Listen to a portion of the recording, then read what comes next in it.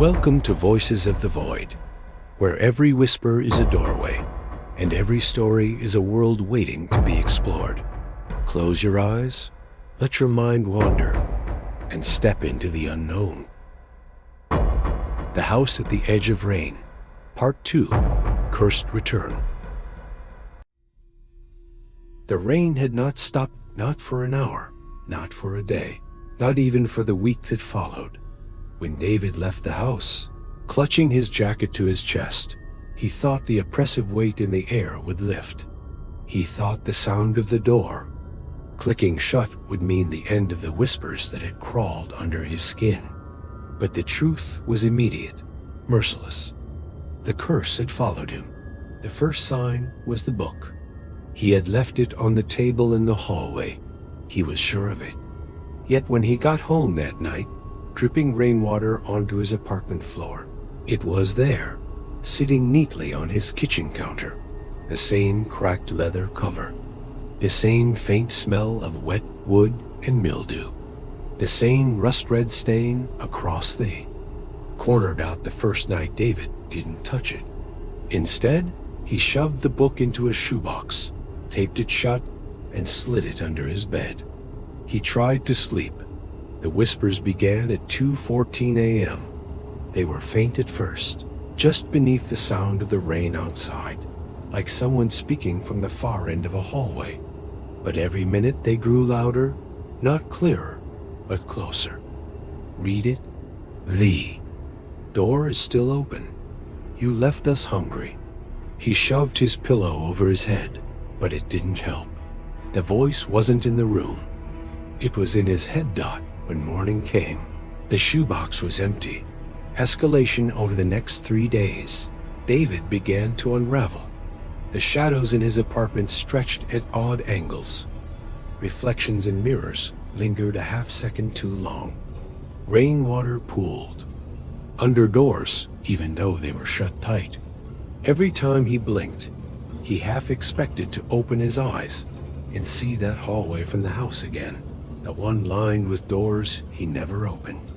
The breaking point came on the fourth night. David awoke to find himself standing in the middle of the street, barefoot, holding the book.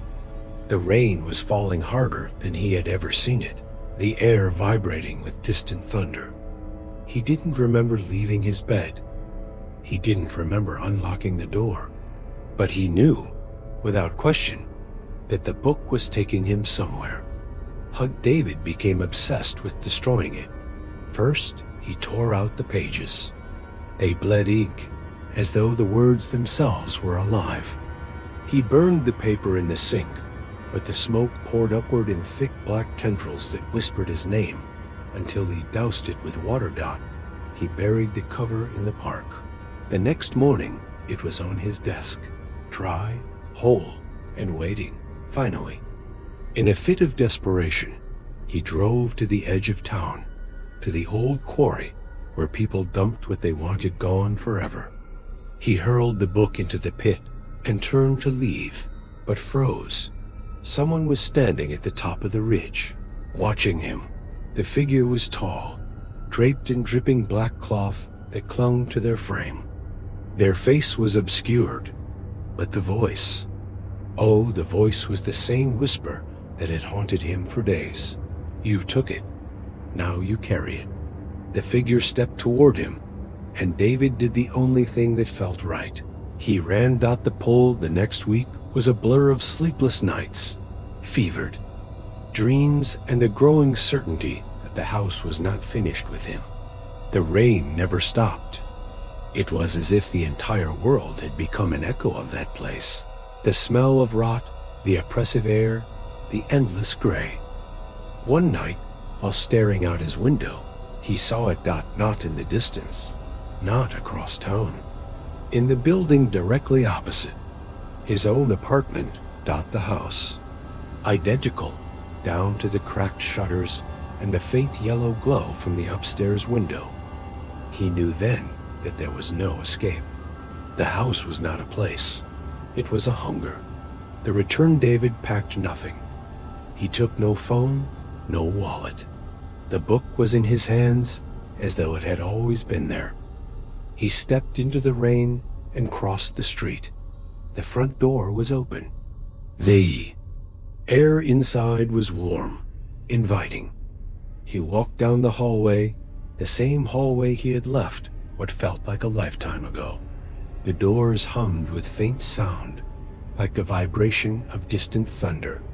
At the end of the hall was the room with the chair, the desk, and the single candle. On the desk lay another book. This one was blank. The whisper came again, but now it was his own voice. Right. He sat. The candlelight flickered. He picked up the pen. Outside, the rain grew heavier. The walls sighed. And as he wrote the first words, the house exhaled, settling into something like satisfaction. The ending hours later, David closed the book. He looked down at the title scrawled on the first page, The House at the Edge of Rain. He stood, turned, and began to walk toward the door. But as he reached the threshold, a cold realization crept up his spine. The candle was still burning. The rain was still falling. The door was still open. He stepped outside, but found no street, no city, only endless gray mist stretching in every direction. Behind him, the door swung shut, and somewhere, deep inside the house, the whispers began again. Only now, they were calling for someone else. You've been listening to Voices of the Void. If this journey spoke to your imagination, subscribe for more stories from beyond the horizon. Until we meet again, let the void keep your secrets. Like, share, and leave a comment. Subscribe to Voices of the Void.